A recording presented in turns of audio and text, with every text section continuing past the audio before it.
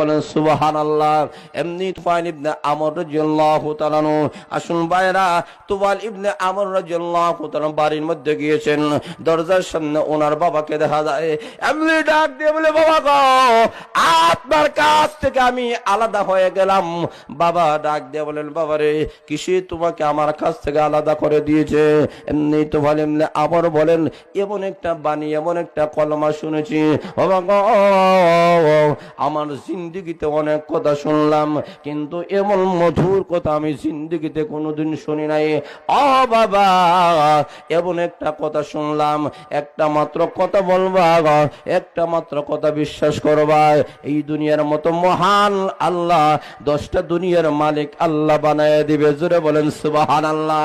এমনি তোমার আমর রাদিয়াল্লাহু তাআলা বাবা ডাক দিয়ে বলেন, রে আমার সন্তান, রে আমার কলিজার টুকরা সন্তান, তাই যদি হয়ে থাকে আর দেরি করতে চাই না, আমাকে কলেমা পড়াইয়া মুসলমান বানায়া দাও। ভাইরা শুন, বাবা মুসলমান হয়ে গেলেন। এমনি স্ত্রী দরজার সামনে আসলো, ডাক দেয়া বলে, স্ত্রী গো, তোমার কাছ থেকে তো আমি আলাদা, কারণ আমি মুমিন, তুমি কাফির।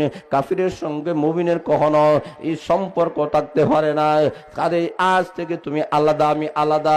স্ত্রী ডাক দেয়া বলেন, স্বামী গো, সবগুলা ছাড়তে রাজি আছি, কিন্তু আপনাকে ছাড়তে রাজি নাই।